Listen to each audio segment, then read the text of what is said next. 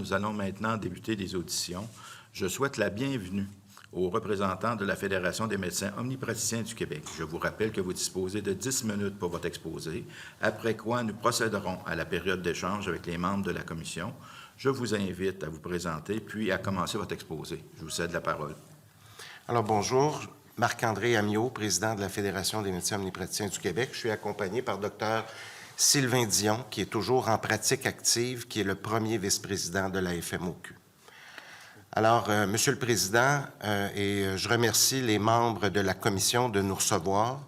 D'entrée de jeu, nous ne comprenons pas pourquoi nous en arrivons aujourd'hui à devoir commenter le projet de loi 11 en pleine pandémie, alors que nous travaillons d'arrache-pied à la combattre avec les autres professionnels de la santé, et pas besoin de le rappeler, pandémie qui est loin d'être terminée.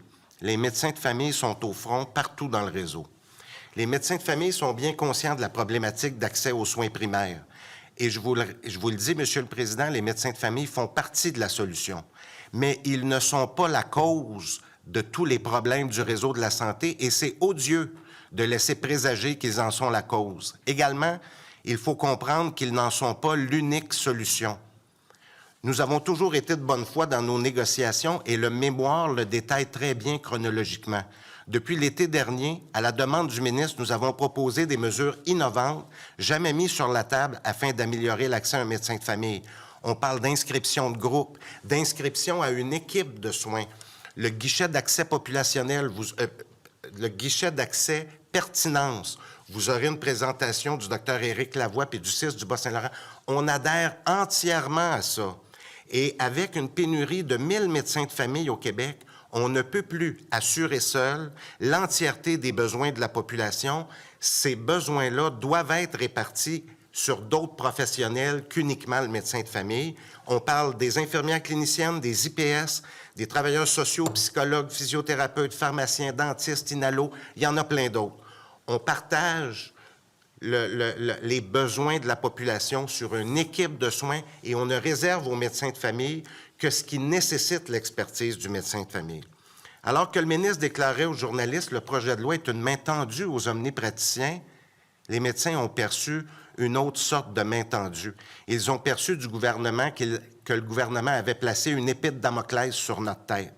Et je dois m'inscrire en faux quand on dit qu'on refusait de négocier ou qu'on négociait de mauvaise foi.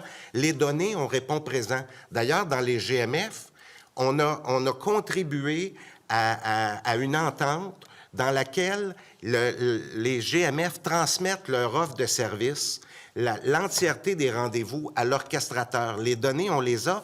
On était cependant inquiet de l'utilisation nominative pour faire la chasse aux sorcières, d'aller chercher les docteurs moins productifs.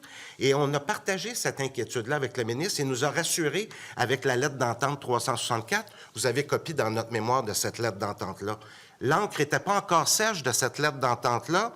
On nous arrive avec le projet de loi 11.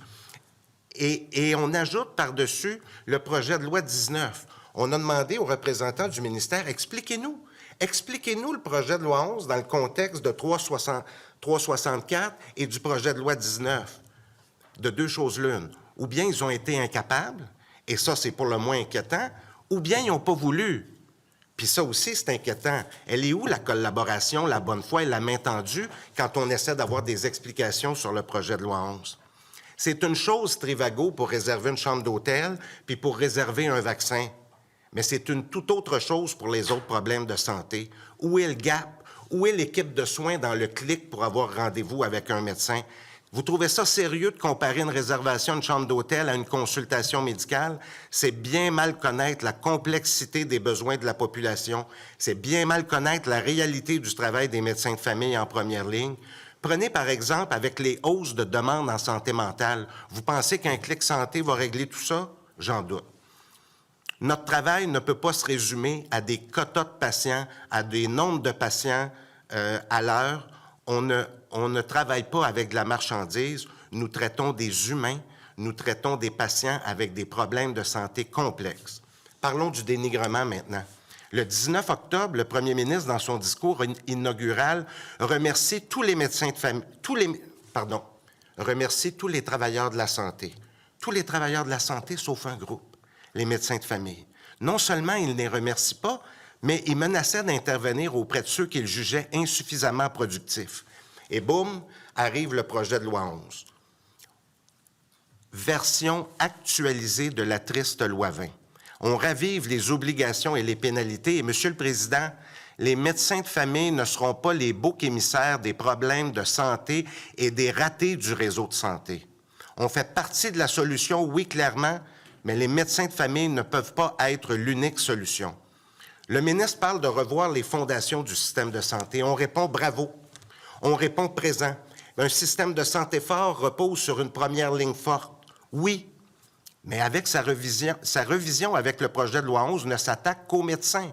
Désolant et réducteur. Et c'est une méconnaissance profonde de la première ligne et du travail des médecins de famille. Les médecins de famille ne comprennent pas ce mépris du gouvernement à leur égard. Et malgré ce dénigrement-là, qu'est-ce qu'ils ont fait pendant la 5e vague? Ils ont fait la même chose que pendant toutes les autres vagues. Ils ont répondu présent au front, dans les unités COVID, à l'urgence, dans les cliniques COVID, dans les GMF et les cliniques médicales. Ils ont ouvert des rendez-vous en populationnel à la clientèle qui n'avait pas de médecin de famille. Ils ont ouvert des plages pour transférer des P4, P5 de l'urgence, des problèmes mineurs qui peuvent être traités dans des cliniques médicales pour justement laisser la place aux patients plus malades, aux patients COVID dans les salles d'urgence. Ils ont répondu présent. Ils l'ont fait pas pour procurer des votes ou une élection, ils l'ont fait parce que c'était leur devoir, ils l'ont fait parce que la population en avait besoin. Les politicailleries, les médecins de famille, ils en ont rien à faire. Puis ils sont écœurés d'être méprisés et intimidés. Faut que ça change. Le projet de loi 11 n'amène aucun changement, bien au contraire. Vous pensez que les médecins sont insensibles aux besoins de la population? C'est bien mal connaître les médecins de famille de penser ça, puis c'est d'autant plus blessant pour eux. Aujourd'hui, les 10 000 médecins de famille se joignent à moi pour vous faire part de leur inquiétude sur l'avenir de la profession et l'attractivité de la médecine familiale auprès des jeunes étudiants en médecine. Depuis 2013, c'est 400 postes de résidence en médecine familiale qui n'ont pas été comblés. C'est 400 médecins pour les 30 prochaines années qui ne seront pas là. Seulement l'an dernier, c'est 75 postes non comblés. Puis vous pensez que ça va être mieux cette année? Je suis profondément inquiet. Le PL11 est discriminatoire et s'attaque particulièrement aux femmes. 70 % des médecins de famille de moins de 60 ans sont des femmes. Je ne peux concevoir que cela ne vous inquiète pas au plus haut point. Il est urgent d'agir avant qu'il ne soit trop tard. Nous avons proposé des solutions innovantes depuis juillet qui sont restées lettres mortes. Le ministre va vous parler d'engagement. La tournée des associations, on a fait la tournée des associations régionales cet automne où justement on leur parlait de prise en charge de groupes, d'équipes de soins, de guichets d'accès pertinence, de collaboration interprofessionnelle, de revoir le mode d'organisation. Les médecins ont répondu présent avec beaucoup de positifs. Je leur mentionnais, on ne peut pas continuer à faire les mêmes choses de la même façon et espérer un résultat différent. Ils adhéraient à ça. Où sont les garanties du PL11? Effectivement, il y a des garanties dans le PL11, des grandes garanties. Garantie de démotivation, garantie de retraite prématurée, garantie d'exode vers le privé, garantie d'exode vers d'autres provinces, garantie d'épuisement professionnel, garantie que les étudiants en médecine vont davantage choisir une autre spécialité. En fait, le PL11, c'est une garantie d'échec. Le PL11 ne contient aucune mesure structurante qui permettra un meilleur accès aux soins de première ligne. Ce n'est pas un projet de loi sur l'accès. C'est un projet de loi sur le contrôle étatique de la profession médicale qui ne fera que dévaloriser la pratique de la médecine familiale encore davantage. Enfin, Monsieur le Président, les lignes probablement les plus importantes de mon allocution. Encore une fois, Monsieur le Président, on tend la main au gouvernement. On tend la main au gouvernement afin de collaborer à mettre en place des solutions concrètes pour les Québécois et respectueuses de la réalité des médecins de famille dans un climat sain, exempt de menaces, exempt de coercition, exempt de pénalités, empreint de bonne foi, de bonne volonté et de collaboration au bénéfice de la population. Monsieur le Président, j'exhorte le gouvernement à travailler avec nous pour valoriser la médecine familiale, la rendre davantage attractive pour les étudiants. Les Québécois méritent une telle concertation. Merci. Je vous